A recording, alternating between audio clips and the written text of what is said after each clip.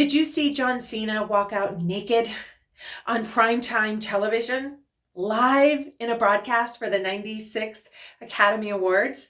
Yeah, I saw that too. What did you think?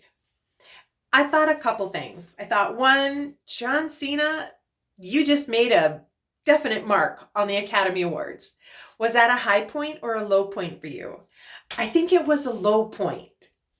Two, John Cena, this could be nefarious, but that's for a different channel and a different time.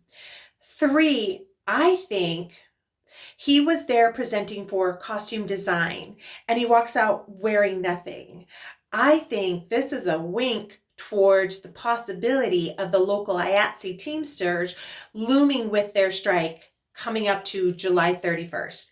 That's when they have the time with AMPTP, the Motion Pictures Union, to be able to come to a new agreement to get the local IATSE members better rates, better protection against AI, and better working conditions. All valid reasons to strike. So, did John Cena walk out naked, prime time, live television, in a time where children could be watching? I just felt like, this is poor taste. And I felt like I wanted to see him walking out. This would have been a better taste. See him walking out either in a towel or the barrel, the classic bankruptcy barrel. More on that later. This is about John Cena, and this is about the IATSE possibly striking and what that means to independent creators, independent, everybody below the line, above the line had their strike last summer. Have you noticed, bing, there's really low choices for what to watch. So here's my thing.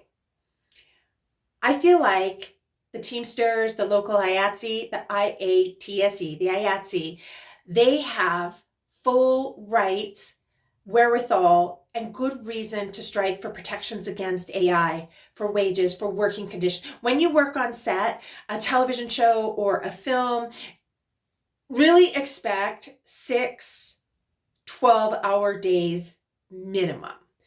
Very common to go 14, 15, and you might be thinking, well, then they get that golden hour rate.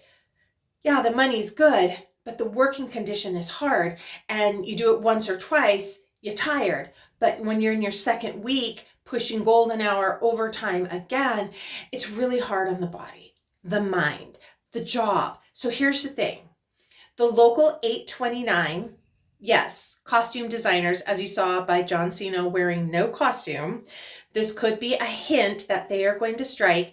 The local 829 includes scenic artist, scenic designer, costume designer, lighting designer, sound designer, production designer, projection designer, computer artist, art department coordinator, and costume department coordinator.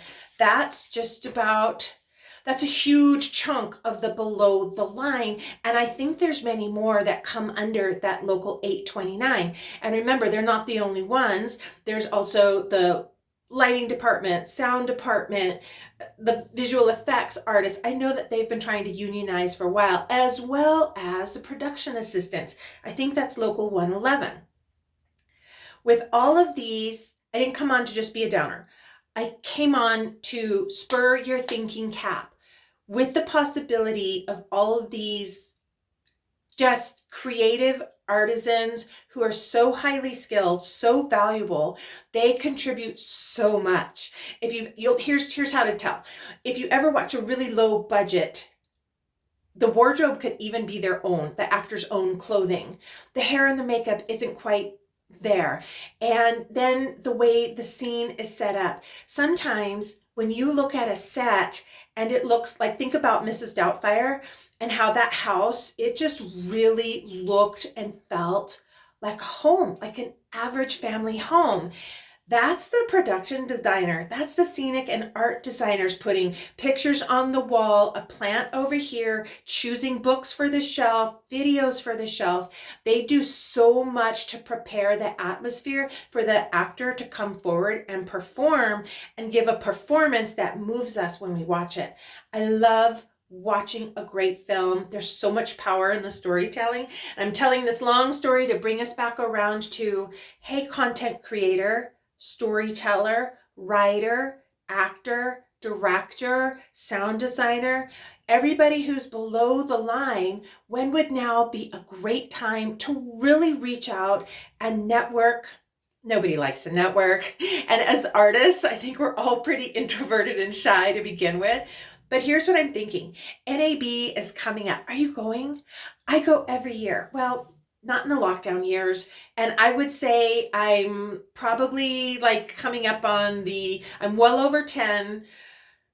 I think it's 15. If you didn't count the lockdown years, I'm probably a 15-year veteran of going to NAB. That's National Association of Broadcaster. And if off the top of your head, you're like, I am not a talking head news broadcast journalist. I don't do that kind of work. The show is so much more. And this year in NAB Amplify, I'll put a link in the description for you.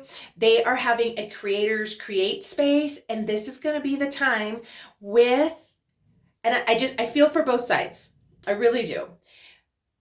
With the artists below the line, costume designers, scenic designers, art department, projections, computer artists, with them possibly coming up on a strike, which to me feels like literally fighting for their life and their art and their creative life.